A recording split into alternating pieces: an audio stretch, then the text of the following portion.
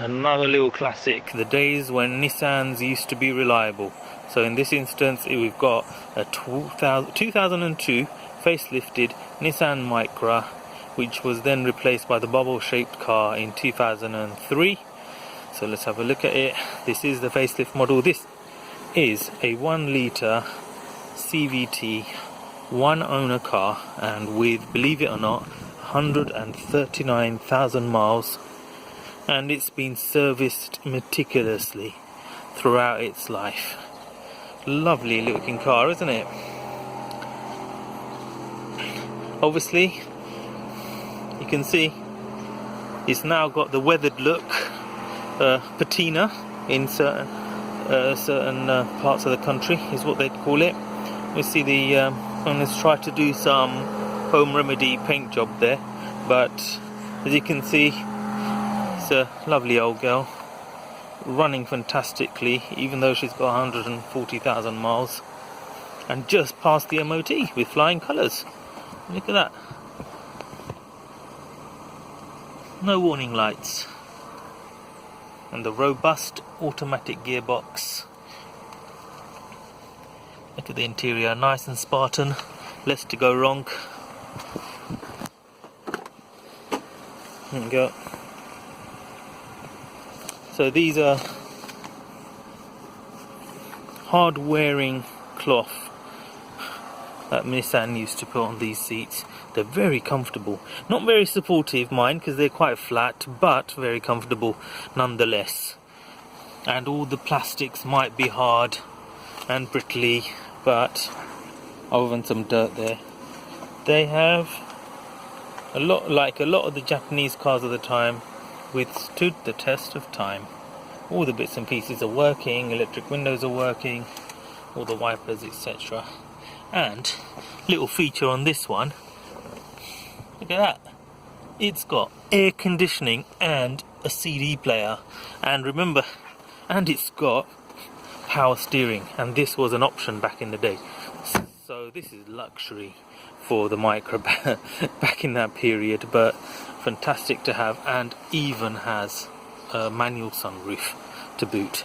So let's have a quick little test drive of it before I do my summary. Let's go for a quick little spin in the car. Let's see how she goes. Okay, for a piddly little 1 litre, it's quite peppy. Obviously, cars of this era, they didn't have much safety equipment, etc. So they're very light. So even the little 1 litres, even though they may have little horsepower, they can go. And this one, I've had Micras before and they've been proper rough, but this one you can sense that because the previous one owner from new has serviced the car every single year without fail, the car is super smooth.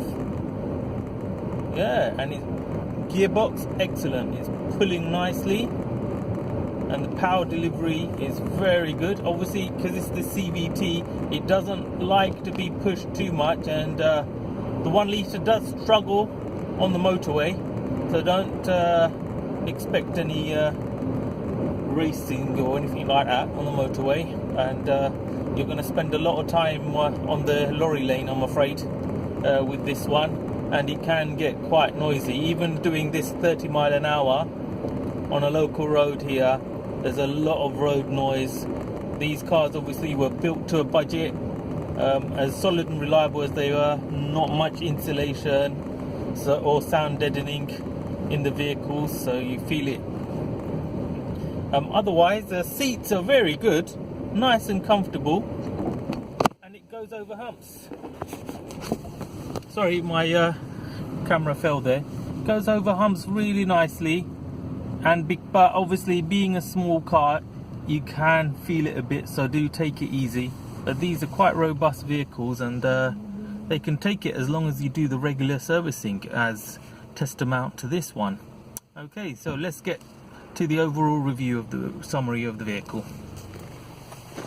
Even though it's got nearly 140,000 miles and it's coming up to 19 years old now, this car, she still drives like a dream, and even the fan kicks in when it should do, as you can hear now. No sports car, but your reliable A to B.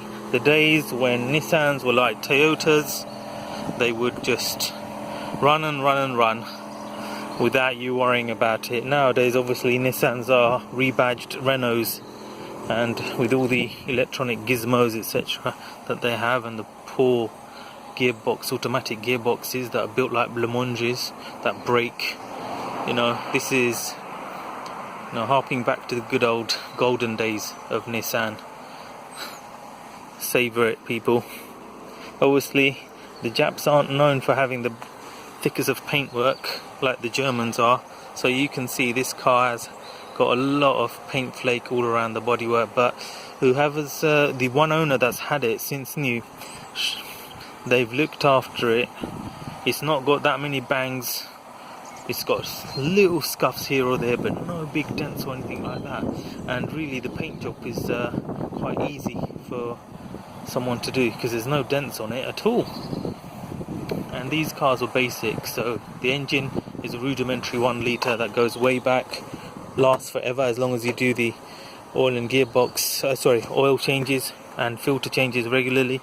And the gearbox, that one is robust.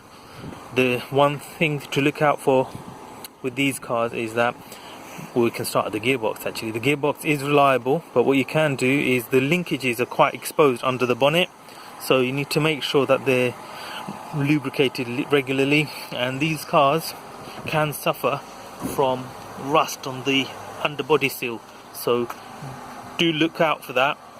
This car has been well looked after, has no such problems, and as you can see, has had additional protection put in just to try and avoid the rusting seals that are common issues on these Micras of this era. But other than that, they're robust little things. I wouldn't advise you use them on the motorway. If you want a Micra like this for the motorway, get the 1.3 litre engine. Even then it's not that great, but it's got that extra little power to get it going keep up with traffic on the motorway. And of course, look out for the fact that back then it was poverty spec, most of these Micras, so make sure they've got power steering. Other than that, most of them are basic manual windows, etc.